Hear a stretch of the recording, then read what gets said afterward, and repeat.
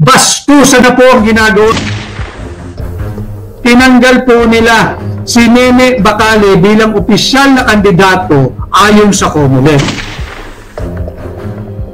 Bakit ba hindi kayo marunong lumaban ng patas? Lahat ng pandaraya ay ginagawa ninyo, hindi pa man nagsisimula ang kampanya. Tinanggal po nila si Nene Bacale bilang opisyal na kandidato ayon sa COMELEC. Doon po sa linabas na certified list of candidates ng Commission on Election, ito po may hawak tayo eh. Kasali po si Nene Bacale, sinama po ng COMELEC yung kanyang pangalan dito sa certified list of candidates. At nung ginawa na po, inimprenta na yung balota at ipinakita yung sample, wala po yung pangalan ni Bacale Nene, independent candidate para kongresista laban kay Martin Romualdez. Siya raw po ay disqualified at nalaman lang niya ito kahapon at hindi po siya officially notified ng COMELEC. Bastusan na po ang ginagawa pati ng COMELEC.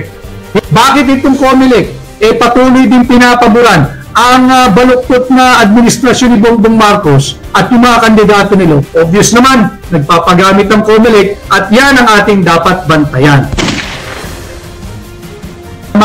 Masamang tandem yung Tambalaslos at yung COMELEC. Dapat po kayo mag-ingay dyan sa 1st Legislative District ng Leyte. Ayaw ng may kalaban ng taong ito, kaya tinanggal nila si Bacale Nene. Ganito na po kasama, ganito na po kababoy at patuloy na paglapastangan sa ating saligang batas.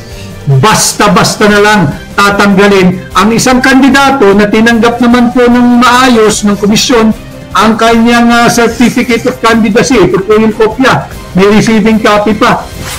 Jude Agnes, Sir, time will come, maging tandem kayo ni Mayor Baste. Watch out for Mayor Baste Duterte. He is the future of Philippine politics. Magaling yung tao at nasa tama ang puso, nasa tama ang pag-iisip, may prinsipyo, matapang. Bantayan po nyo, yan ang future of Philippine politics. Kaya Beautiful Life Canada, maging alert sa eleksyon, baka madaya lahat ng lineup ni PRD. Hindi po malayo yun. Speaking of, ngayon lang po ay binigyan ako ng kopya. Diyan po mga kababayan sa 1st Legislative District ng Leyte. Nakausap ko po yung abogado ng ating kaibigan, si Nene Bacale, yung kandidatong independent at may isugdino bilang kongresista.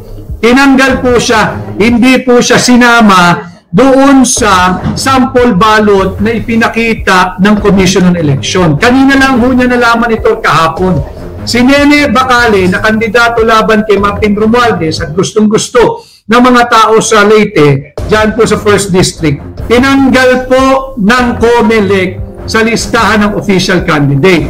Bagamat, buong po sa linabas na certified list of candidates ng Commission on Election, ito po may hawak tayo eh.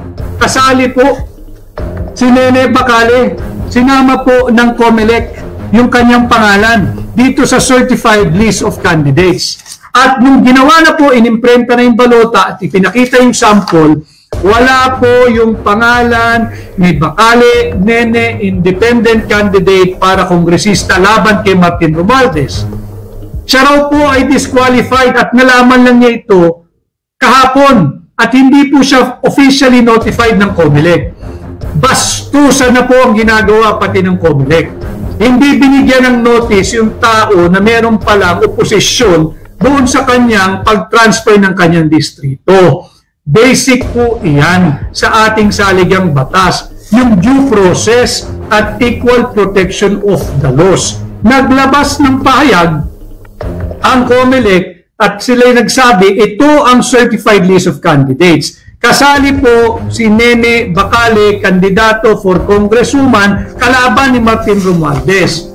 Hindi po talaga marunong lumaban ng malinis at patas ang ating mga nagpapahirap sa bansa. Tinanggal po nila si Nene Bacale bilang opisyal na kandidato ayon sa COMELEC. Ito po ay violation ng kanyang right to due process and equal protection of the laws. I had a brief talk with her lawyer. I told him, Nene Bacale is in good hands legally. Just pursue all the available legal remedy, kinakailangan maisama si Bacale Nene dyan sa balota sapagkat karapatan po hindi na ni Nene yung ating right of suffrage ng bawat Pilipino na pumili kung sino yung gusto nilang iboto. Bakit ba hindi kayo marunong lumaban ng patas? Lahat ng pandaraya ay ginagawa ninyo, hindi pa man nagsisimula ang kampanya. Bakit itong COMELEC patuloy din pinapaboran ang baluktot na administrasyon ni Bongbong Marcos at yung mga kandidato nila? Patunay.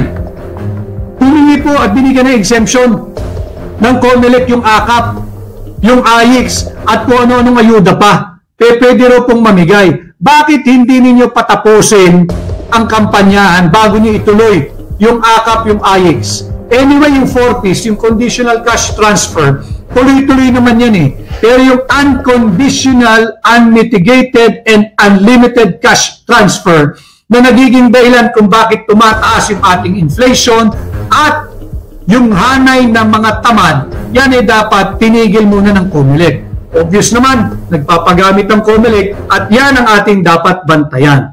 Kay Rojas Elin, yes, 55. Ito po, number 55. Salamat po. At kay Diamond, Lea Catalina, Pucha, Garcia at Tambaluslos. Tama ho, masamang tandem yung Tambaluslos at yung COMELEC. Dapat po kayo mag-ingay dyan sa 1st Legislative District ng Leyte. Ayaw ng may kalaban ng taong ito, kaya tinanggal nila si Bacale Nene. Ganito na po kasama, ganito na po kababoy at patuloy na paglapastangan sa ating saligang batas. Basta-basta na lang tatanggalin ang isang kandidato na tinanggap naman po ng maayos ng komisyon ang kanyang certificate of candidacy. Ito po yung kopya, may receiving copy pa ng Nene Bacale. At hindi po siya binigyan ng notice na mayroong reklamo o mayroong problema ang kanyang paglipat. Bigla na lang po siyang tinanggap after maglabas ng certified list of candidates kasama si Nene Bacale.